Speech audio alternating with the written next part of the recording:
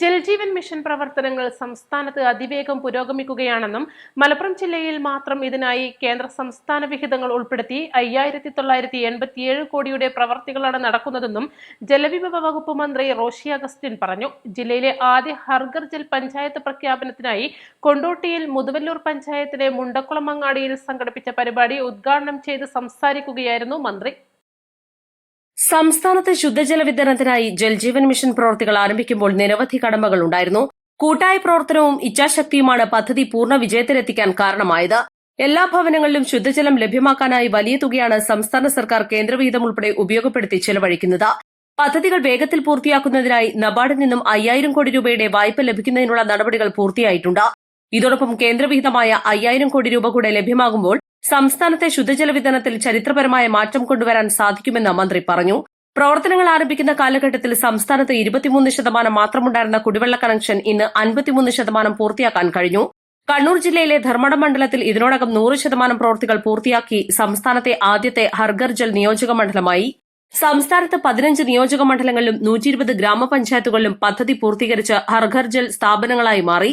കക്ഷി രാഷ്ട്രീയ ഭേദമന്യേ ജനങ്ങളിൽ നിന്ന് ലഭിച്ച സഹകരണ മനോഭാവമാണ് പദ്ധതി പൂർത്തീകരണത്തിന് സഹായിച്ചതെന്ന് മന്ത്രി പറഞ്ഞു. വെള്ളം കൊടുക്കുക എന്നുള്ള നടപടികൾക്കാണ് പ്രാധാന്യം നൽകേണ്ടത്. അക്കാര്യത്തിൽ നമുക്ക് വിജയിക്കാനായിട്ട് സാധിച്ചു എന്നുള്ളതാണ് പ്രധാനപ്പെട്ട കാര്യം. കേരളത്തിലെ ഇന്ന് എല്ലാ ഭവനങ്ങളിലും വെള്ളമെത്തുന്നതിനുള്ള പ്രവർത്തികൾ ടെൻഡർ ചെയ്തു കഴിഞ്ഞു.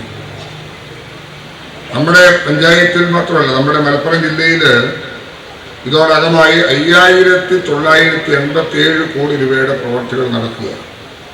ഏകദേശം 6,000 കോടി രൂപയുടെ പ്രവൃത്തി നമ്മുടെ ജില്ലയിൽ നടക്കുന്നു. ഈ നിയോജക മണ്ഡലത്തിലെ ഈ പഞ്ചായത്തിന്റെ കാര്യമാണ് ബഹുമാനപ്പെട്ട MLA സൂചിപ്പിച്ചത്. അദ്ദേഹത്തിന്റെ മണ്ഡലത്തിൽ ഇനി 10% കൂടി പൂർത്തീകരിച്ചാൽ നിയോജക മണ്ഡലം തന്നെ ഹർഘർ ജല്ലായി പ്രഖ്യാപിക്കാൻ കഴിയുന്ന സ്ഥിതി വരും. എന്നാൽ നമ്മുടെ സംസ്ഥാനത്ത് ഇതോടകമായി തന്നെ മുഖ്യമന്ത്രിയുടെ മണ്ഡലമായ ധർമ്മടം 100% എല്ലാ മണ്ഡലങ്ങളിലും തന്റെ കോൺസ്റ്റിറ്റ്യുവൻസിയിലും പൂർത്തീകരിക്കാനായിട്ട് കഴിയും.